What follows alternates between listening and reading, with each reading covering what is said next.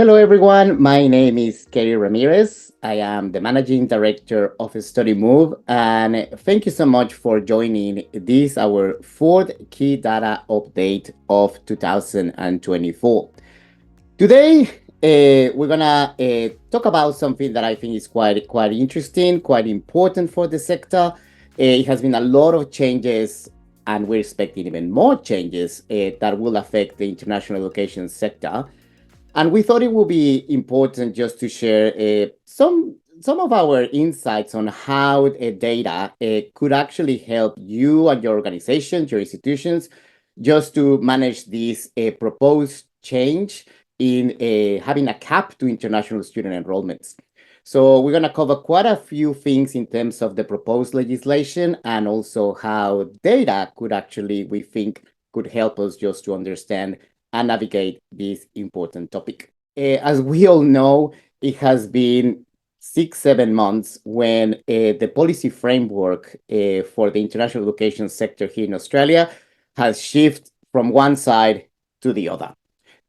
About at the end of 2022, the policy framework that we had, it was to welcome more international students. And as we all know, it has been a massive shift. And now the policy is looking for integrity in the student visa system, integrity in the sector, but also, let's be fair, to restrict the number of international students. And it has been probably week after week that we have an announcement, and sometimes it's hard to keep up with so many announcements. But under this new policy framework, we have seen a lot of changes. We have seen that the requirements for the students who are applying for a student visa have increased. We have now higher requirements financially, higher also English language requirements for students applying to student visas. We have also seen changes in the framework for post-study work rights. The government announced, and this will start on the 1st of July, that the length of post-study work rights now has been shortened, but also the age to apply for this post-study work has changed. We have also seen the introduction of this genuine student framework as part of the student visa processing that basically acknowledge that the temporary entrant concept that we had previously, it was really a bit weird. This is all about making sure that the students that come in are genuine students, but puts additional requirements in the process of applying for a visa. And finally, and these are just probably a few of many, but the big one that it was announced at the end of December last year, which it was the Ministerial Direction 107, where basically the Department of Home Affairs is putting additional scrutiny and additional assessment in candidates who are offshore applying for student visas. Even recently, we also saw changes in the area of visa hopping, which is for student visa holders onshore, not the student visa holders onshore who are on a tourist visa and other visas they are unable to apply for a student visa. And this one, which I think will come in a couple of months, it has been flagged previously. So there is a likely possibility that the cost of student visas, applying for a student visa, will increase, but time will tell. So it's a large package of policies and changes, and it has been a rapid change. This is just in a couple of months, as we know. And this set of policies are already reshaping the international education sector in Australia. For example, as a result of these visas, when we look at the number of student visas granted since October last year to April 2024, and April 2024 is the latest figures that we have available. So basically, since the implementation of these policies, we have seen a massive change in the number of student visas who have been granted here in Australia. Since October 2023 until April 2024, the Australian government has granted around 180,000 student visas across all sectors. And this is significantly different to the same period last year. So in 2022 and 2023, it was about 312,000. So basically cutting them in half. In comparison to the pre-pandemic levels, a little bit below, it's about 11% below. But this shows the magnitude of this policy. This shows how rapid is changing the structure of the international education sector. And when I see these numbers, I often go back to a couple of speeches that I remember I heard during the Australian International Education Conference back in October, also last year, when we were all in Adelaide. And the government narrative back then was all about pruning the system. That's what they were saying. And I'm not an expert in gardening, but if I go to Bunnings Warehouse and I ask for a tool to cut my tree in half, I don't think they will give me some pruning clippers, those little ones. I think we're talking about a chainsaw here. So it has been a massive, massive change. The magnitude of these policies and the speed something that we have never seen before. Now, when we look at these numbers sector by sector, and that's what you can see on the screen, the change is more significant for certain sectors. In comparison to the higher education visas, we are 29% lower than we had 12 months ago. ELICAs literally cut in half, 50% less, and visas for the vet sector, 75% less. A very, very significant change. And as I said, quite rapid implementation of these policies. And I'm sharing with you here just to contrast also the pre-pandemic levels where for higher education is about the same levels and 11% for ELICAs and vet 55%. But there's definitely a significant change that we have seen and an adjustment that these policies are actually putting in place. Now, these policies are just the ones that we haven't seen or we have seen. We also have one that is the proposed legislation to cap international student enrollments. And in my view, this is a really, really big one. The other ones are actually quite significant, but this one is the one that could potentially reshape not only in a couple of months or in a couple of years, for quite a long time, it will actually change the way that the international education sector in Australia operates. And for that reason, we thought it would be important just to have a look and trying to understand what's behind this. And once again, trying to find out data sets that I think will help institutions just to understand how this could actually be navigated in the next couple of months, because it's a big change that is coming for everybody. Now, I should say that before I really get into all that, this is not a session just to talk about the disruption that this will create. I think that we will have time to talk about that a little bit later, but definitely it's going to be a massive disruption in the sector. This is also going to focus mainly in the university sector. Unfortunately, it's very hard in 35 minutes just to cover the response for every single sector. So if you are from other sectors, thanks for joining. I think a lot of the foundations and the ideas can be taken to other sectors, but it's quite different what we have seen, or how we have seen, or how we think it will be the change in different sectors. So today is mainly about higher education and other sectors. I'm hoping that this will be useful for them, but I just want to be clear about it. Okay. All right. So what I'm proposing is that in order to understand this massive change, the first thing that I think we need to do, and I will take you through all this, is just to unpack the proposed legislation. I think it's very important that we understand what's behind the proposed legislation. So from there, we actually connect to the response by data, or what data could be actually useful for this. And I think also it's important just to say that the government has shown interest in consult with the sector. And I think the more data that is available, it will help to both parties or both sides of the story as the way in which they consult, just to find a better understanding and hopefully a better result for everyone.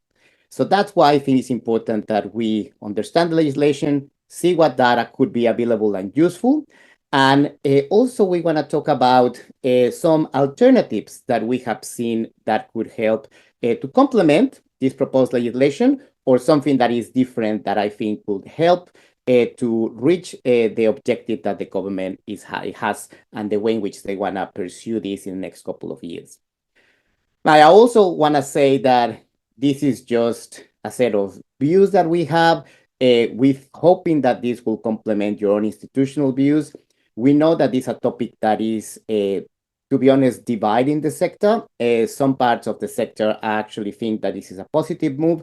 Some others are completely on the other side, saying that it's a completely against this move. What we are just trying just to bring something that will help to bring some perspective. And of course, we are more than happy to get feedback from this analysis, so we can actually enrich and actually help the sector even more. Okay? All right, so that's what we're going to cover today. But before I really get into the nitty gritty, just a quick announcement in regards to the Studymove 2024 data sets. I'm very happy to announce that now all our data sets are available. They have been, and I'm very, very thankful for the response that we got from all our clients. It has been really, really nice to hear from you, knowing that these data sets have been very useful just to support your strategies. And in particular, I know that a lot of universities are using our fees and scholarship data sets. But I just want to highlight three of our new reports who are available, and they have been made available recently. The first one is a very large and comprehensive analysis of articulation and RPL agreements that basically looks at every single articulation and RPL agreement across the university sector here in Australia. It's a very, very good and comprehensive data set that really helps universities to be more strategic in that way, to understand how others have been engaging in particular areas of study through articulation and pathways.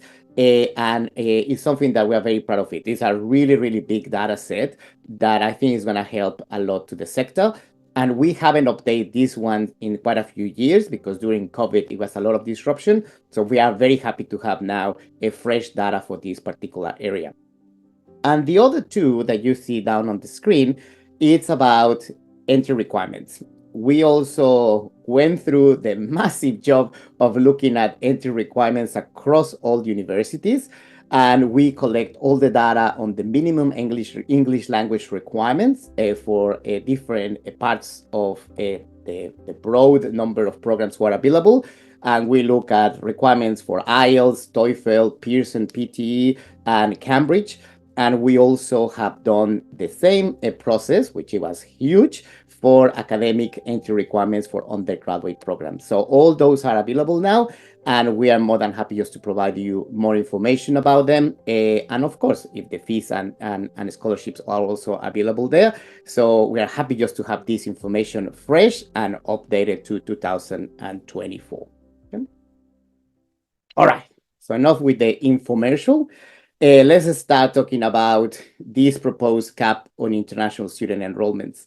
And as I said, the first thing that I would like to do is just to spend just a few minutes trying to unpack the legislation. There is a lot of documents, a lot of information, and I think it's important just to try to get some clarity of what's behind all this.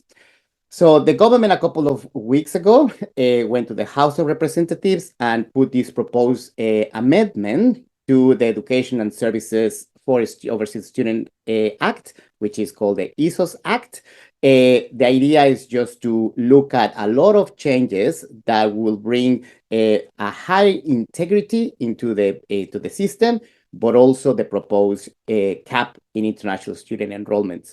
And I do acknowledge that out of the 7 parts that are part in this proposed amendment, from part 1 to part 6 is all about integrity in the system, that most of the sector, I think, that is supporting is changes that we require. It reduces loopholes. It reduced malpractices that we had in the system. And I think it's great to see that there are some initiatives towards bringing that integrity to a higher level and higher standards, which is for the benefit of the sector and, of course, for the benefit of our international students. Now, part 7 and 8, as I said, it comes with 8 parts, but part and 7, mainly part 7, is the one that it's all about this, basically providing the Minister of Education additional powers just to set limits in the provision of education to overseas students. And these limits can go to a particular provider. Let's say one university can get a limit or a group of universities. It could go for courses as well and could be also based in location according to this proposed legislation. So that's in a nutshell what this part 7 and 8 part of the legislation trying to do, to establish these limits.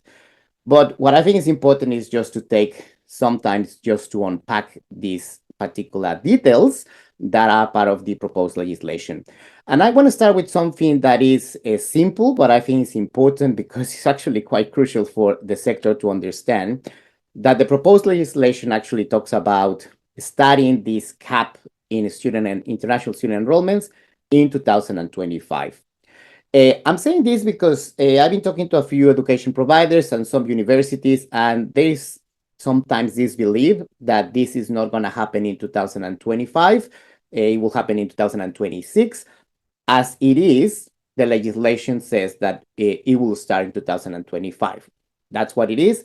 I know that large parts of the sector have been asking to delay it simply because they basically said that it will be in September or December this year when universities will get these limits or this notification of what is the target, which, as we all know, it will bring a lot of issues and challenges for the sector. Of course, depends on the limit, but we have a pipeline of students who are new students or continuing students who could be severely affected if we don't do the right thing.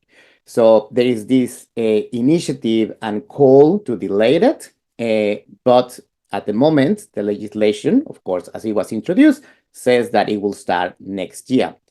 In an interesting note, when we had a couple of weeks ago the second reading of the bill in the House, in the Parliament, the opposition party actually also is basically on their speech suggests that, this should be delayed as well. So interesting just to see both sides of the story, and hopefully this will happen so we can actually have a better implementation.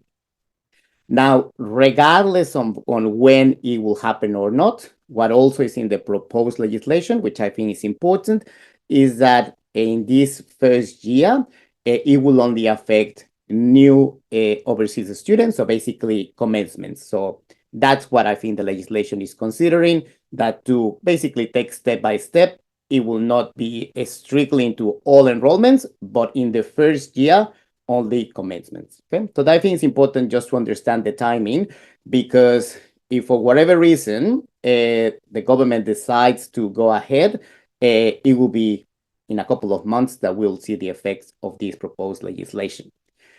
And I think that this is when the data starts showing us why the government is, I wouldn't like to say rushing, but it's actually pursuing this legislation at this stage. And I think we need to understand that obviously the timing of our sector is different to the timing in politics or the timing in the parliament.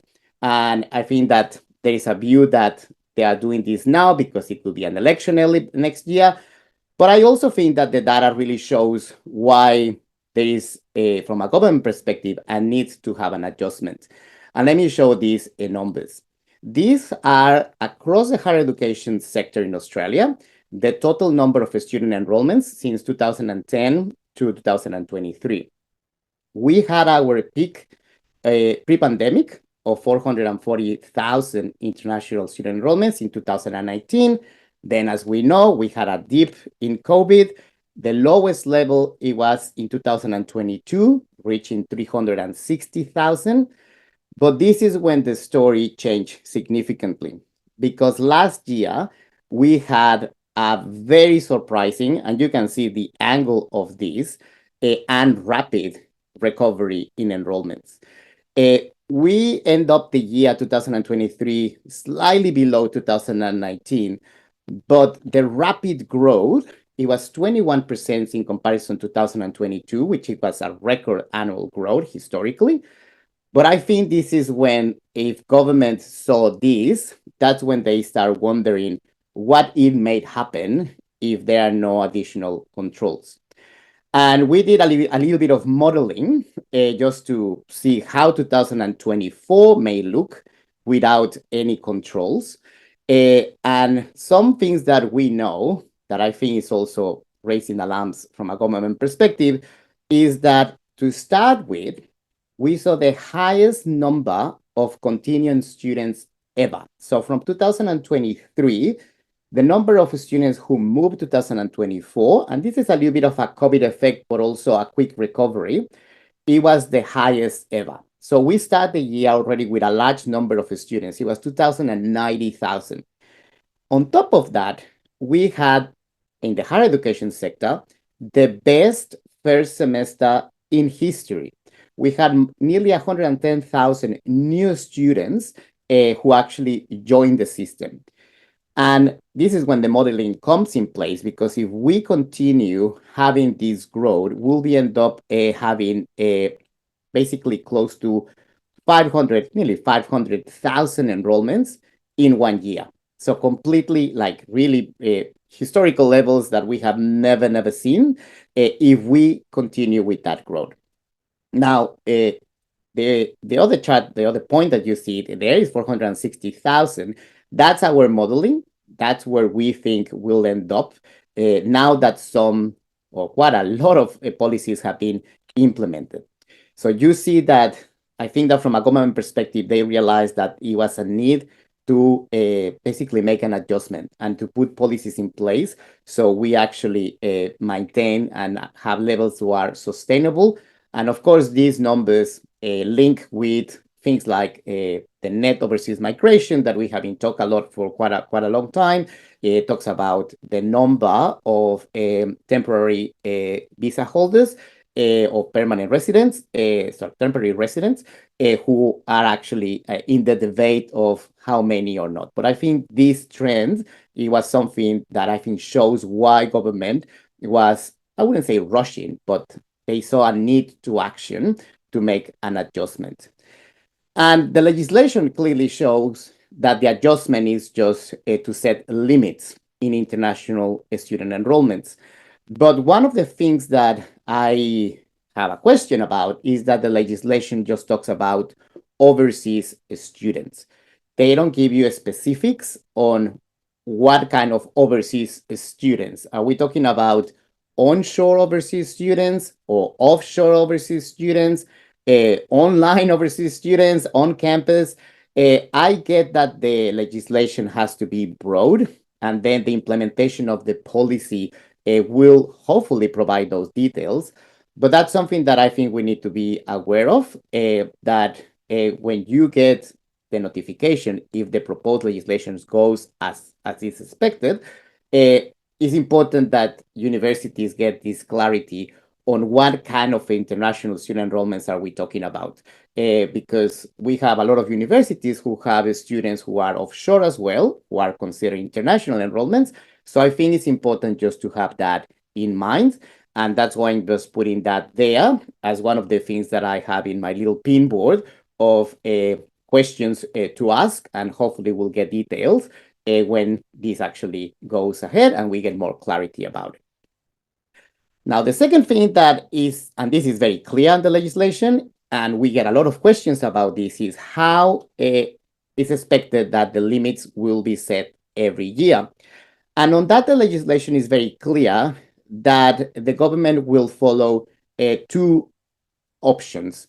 Option one is to have a specific metric. So basically, we'll notify universities at every September every year, saying you cannot have more than X amount of international students enrollment the next year. Let's say no more than 6,000, 8,000, 2,000, 3,000. I don't know the number, but it will be a specific number. The legislation also says that the government could notify education providers or universities based on a method specific instrument is called, which basically is a formula. It could be that the government notify education providers and said you cannot have, let's say, more than 30% of international student enrollments in comparison to the total student population. So they are very different because the first one, the one that you see in the brown box, is very simple to follow. You know your cap, and you cannot get any further from that. The second one, the method specific, or I like to call it the formula, is obviously brings some challenges from a planning point of view, because let's say that you cannot have more than 30% of international student enrollments from your total cohort. You also need to kind of estimate how many are you going to have the following year as your total population. So it's more complex, probably more challenging to follow. But in the other hand, I think we will allow universities just to grow.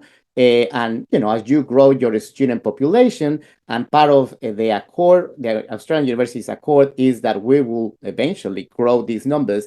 You can actually grow your international cohort as well. I think gives room just to see as we progress, as we grow, as institutions have their own institutional goals in 2, 3, 4, 5 years, they allow them just to bring the mix of international student enrollments. It also probably brings the possibility to the government saying to you, well, if you help us and create incentives, for example, just to bring more Australian students into your campus from disadvantaged groups or from particular field of study, we can actually have a formula, a method specific that could help you just to reach your goals.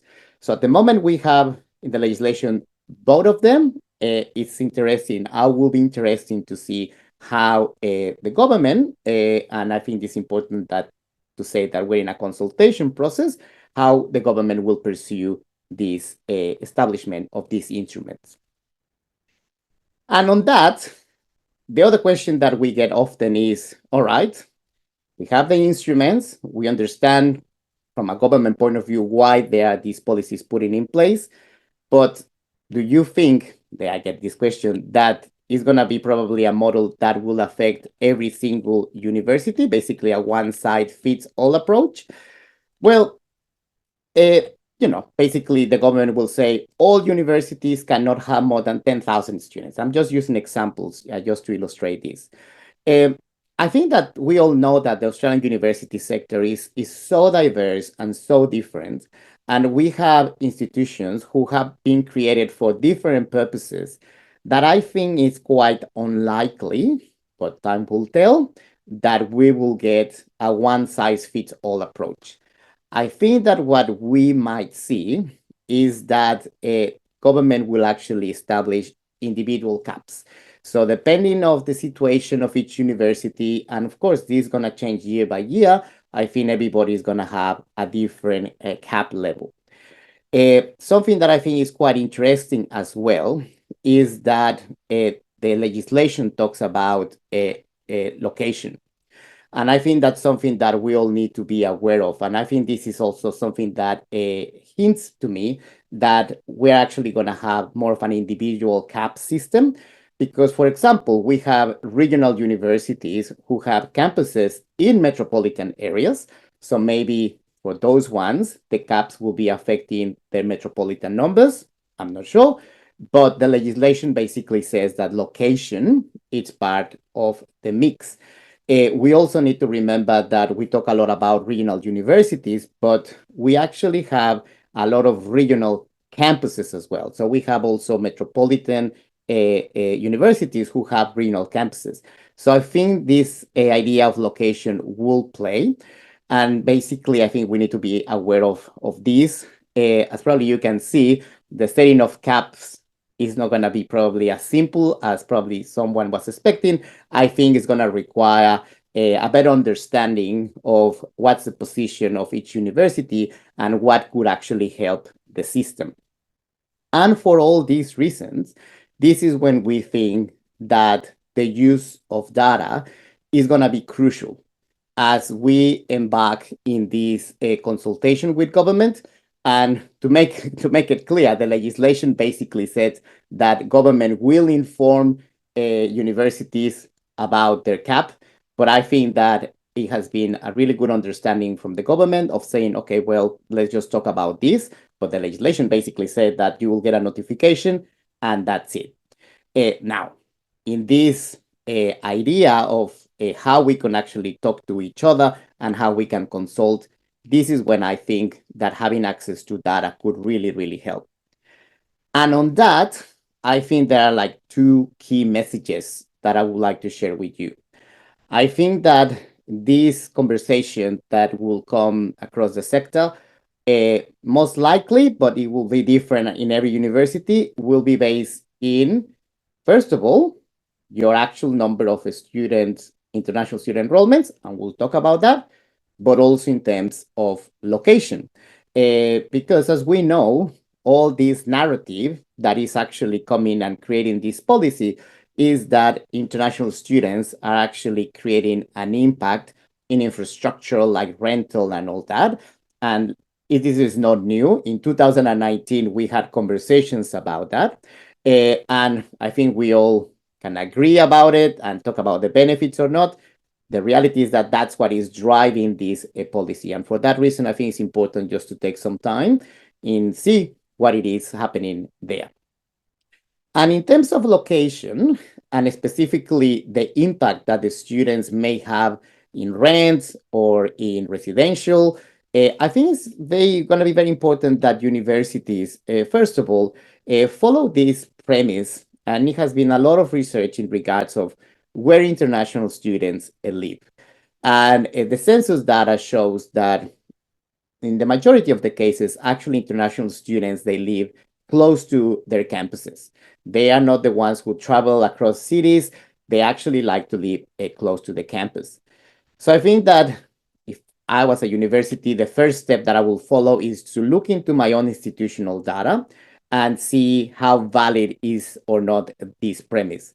Like if my students are living across the campus, so basically I can actually say, okay, in this area, this when probably will be an impact in rental or not. But I think it's important just to have that data set ready, just in case. I will complement actually that efforts institutionally to understand where are your students with some extraordinary government data that we all have access to. The Australian government and the Department of Education often updates this information that gives you the total number of student enrollments in the main geographical areas. They call it SA4. It's a very geographical term used by the Australian Bureau of Statistics, but also worldwide. But basically, and you can see the link there, and I will provide the links a bit later, you could actually see the actual number of student enrollments in main areas. And this is going to be very important for some universities that have campuses in very dense areas like in the CBD in Brisbane or in Adelaide or in Melbourne CBD, where it's not only about how many students you have, but probably to understand how many students, international students, are in the area. And you can start making some comparisons and make perspective. I think this is going to be very useful when we establish these conversations with government, so we could actually have a better sense of what it could be the impact that the students are having in, as I said, residential and rental. And of course, this is just the view of the sector that we need to compare with the total population. And on that, there are some really, really good companies that provide this research. Basically, they give you the residential vacancies across the country. And something that I think is important is just to say, let me just actually start looking at this, is that this topic of housing crisis, which of course is affecting a national level, but is different when you go city by city, but more important, suburb by suburb. We know that some universities, their campuses are not in very dense areas. So these reports that you can see, I think it's QSM research, it's in the public domain. You can have access to it. You can actually see in different areas what are the residential vacancy rates, and they update this monthly. So it really helps to understand in your area what are the effects, and you can have a different perspective into all this. You can see it by suburb. It's actually really comprehensive. And by the way, we don't work with them, or we don't necessarily endorse them, but it's just data sets that we identify that we believe they are quite useful. There are other companies like Core Logic. They also offer products, and actually they're quite affordable. So I think it's worth just to have a look. That will provide you the same amount of data. Domain.com.au, they just actually report on residential and rental vacancy rates, and it just reports to the main capital city. Probably that's not as useful, but it's there in case you need it. And I just want to also highlight that in the Quilt International Student Survey that is run every year, Quilt actually asks your students where do they live, what kind of accommodation they actually take. And universities, as part of their Quilt reports, I know they have access to that data set. So I think it will be very useful, because we also need to make a distinction between students who are actually living in private units or a student purpose building accommodation options.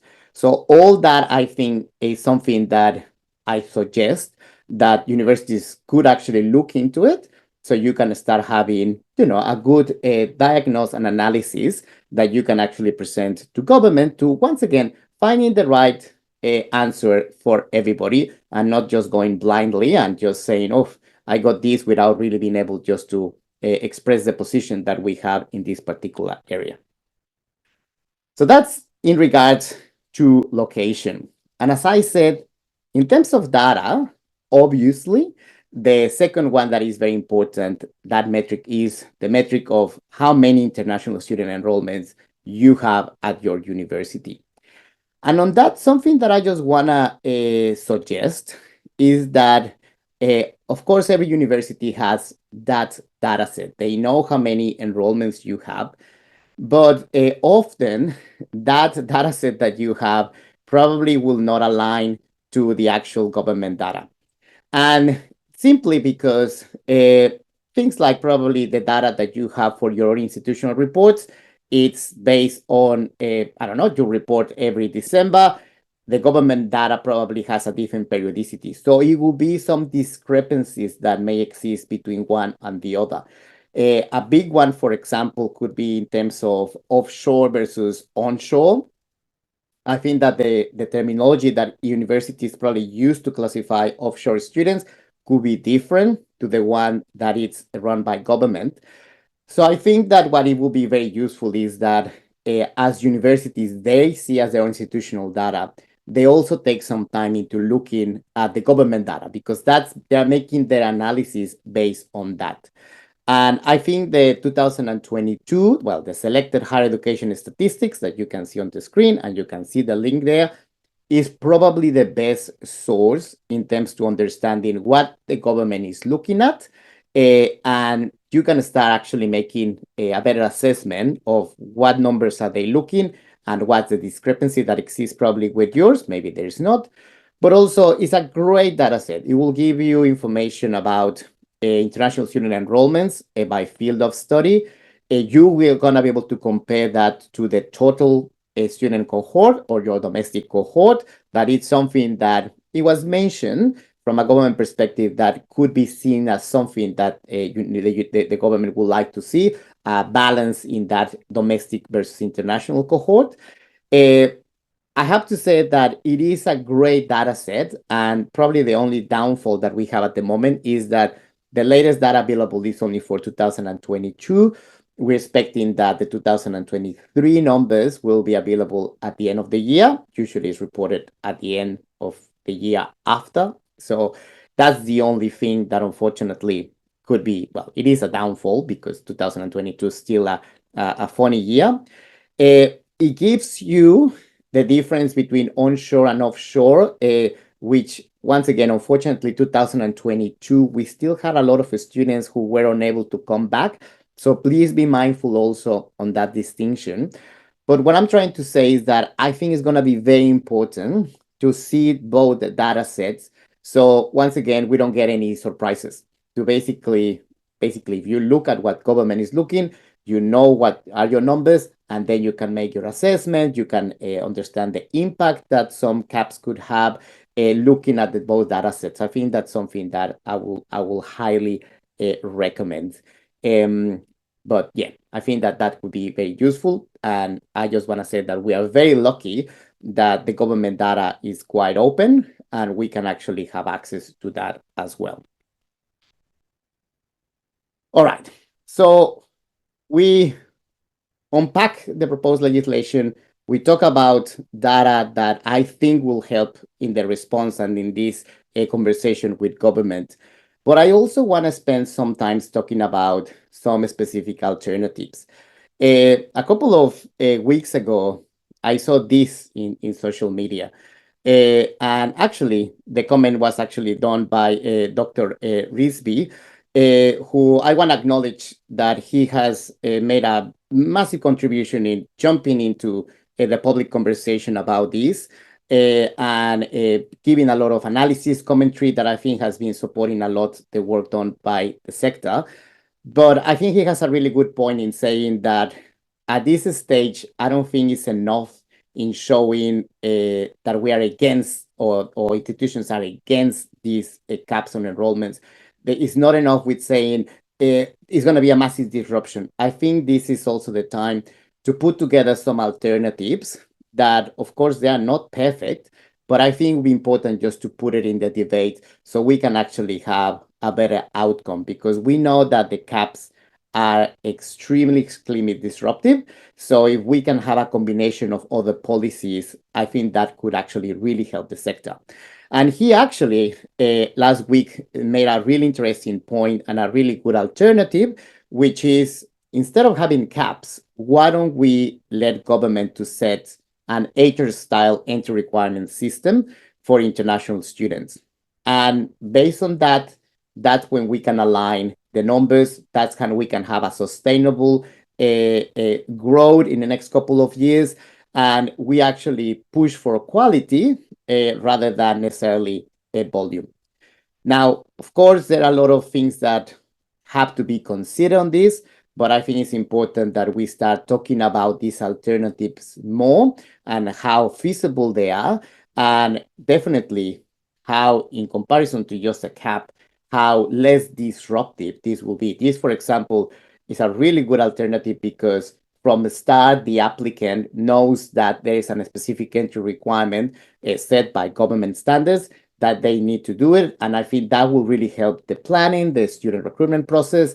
Anyhow, there are a lot of considerations, and it's a big idea, but also in comparison to the big idea of setting caps, something that it has to be considered. And that's why I just want to highlight those ones here today. Another one, I also acknowledge the amazing job done by Professor Andrew Norton, who has been giving a lot of commentary and a lot of suggestions about this. But this is another alternative that I think it would be great if we start to considering. He talks about the issue with enrollment caps is that the risk of breaching the cap is so high because the legislation basically says that if you go beyond the cap, you could lose as a university your registration. So I think it's important just to have, and this is his suggestion in a nutshell, it's important just to have a cap and trace system where with the right framework, international students or applicants, if they cannot find a place in the university where they and the course that they want to go, there is a system that allows them just to find alternatives after they have been accepted. So, for example, if the student gets accepted to University A, which is their preferred choice, but because there is a cap, they cannot get there, it would be great to have a framework that allows the student not to go through the application process from zero, but using that assessment so they can actually explore other options. And in that way, we can actually basically maximize the cap that exists. It will help the planning and will help the system. So that's another one that I think is worth to consider, that I'm sure will have caveats. I'm sure that probably will say, no, what about this? But once again, it will reduce the disruption that the caps itself could actually create in the system. Now, this one, the number three, it's our own. It's a Studymove, more than a Kerry Ramirez. Beyond this, I think that it would be great if we start considering not only the inbound and the arrival of international students, but we really embrace the idea that also in this system, we have students leaving the country. And as you all know, back in 2019, we have about 60,000 students, nearly, that actually left the country, which is a significant number. Probably that actually is the surplus of the cap that the government is modeling. So I think it's important that universities could be able just to bring that into the mix and tell government, yep, look, my limit in caps, I don't know, is 10,000 enrollments, but please also consider that I'm gonna promote some students and actually get some of my domestic students to undertake an international experience. And that brings the departure side of things into this conversation of the net overseas migration. In the same way that it's important that we look for sustainable ways that we get our arrivals, I think that it's important that we can consider also that a lot of our students, nearly 60,000, are actually also leaving the country in the same time, and they are putting less pressure in the infrastructure and the rentals and all that. I think this idea will also contribute to soft diplomacy, and it will be a great incentive for universities just to embrace even more this opportunity that they are giving to domestic students to go abroad. It will actually get us better graduates because there is a lot of evidence that the students who actually undertake these experiences, they actually are more employable. So it's on the benefit of everything, and also could lead to a higher intake of domestic students. It will make the university experience more interesting, which, as I said, is one of the challenges that we have under the accord that is expecting that the number of enrollments, or this is the aiming, will increase by 2030. So once again, an idea that is out there that could be having some caveats, but I think it's worth just to consider. Some Australian universities are doing extremely well in this area, and I think that we also should reward those efforts. And we also understand, and that's something that we have heard from government, that international education is not only a one street sector, we could actually have dual streets. This could also could lead to a more interesting transnational education system for Australia, because we have a lot of universities who already have campuses outside of Australia. And maybe under this incentive, more domestic students will go and study in those campuses that we have overseas, will bring a richer, more interesting environment and system, and will increase the social license that we have for the sector. So I'm just leaving that there. And the last one that we also have is that instead of having caps, and if the rationality is that bringing larger amount of students is affecting, in particular, the housing crisis that we have in Australia, why not we, instead of establishing the cap, for universities who go beyond the cap, we ask them just to have a levy, but not a levy that will help or will bring building more student accommodations that we know is actually very complicated. But things like an incentive or a fund that will bring incentives for more Australian families just to have homestays that, of course, have to be regulated, but could actually help to deal with cost living pressures, or having this fund that could actually bring scholarships for students to go more to these regional campuses. Basically creating a fund that brings financial resources just to incentivize and changing behaviors that could alleviate housing crisis without having the disruption that could create a limit in international student enrollment caps.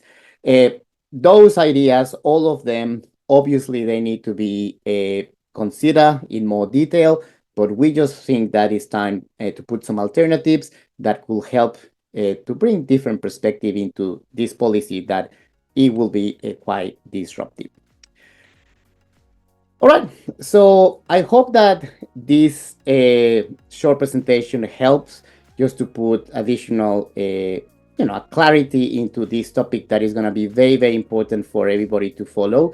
It's hard really go to the nitty gritty in just 35 minutes, but we just thought it would be useful just to put a couple ideas that we are hoping that it will really help your institutions into these next couple of months, that I think that we're going to have conversations that will reshape the sector, and hopefully the use of data will help to everybody to have a better outcome based on the many uncertainties that we have, but at least we can actually be prepared for that in the next couple of months. Okay? So I'm just going to stop sharing now. I'm hoping that it was useful for everybody. And we might have a few questions. Let me just see. Thank you again for everybody for all your comments. Thank you. I even got a comment in Spanish. I really appreciate that. We'll send you the recorded version to everybody. And once again, thanks for joining us. And I hope this is useful for you. And we'll talk to you very soon. Take care, everybody.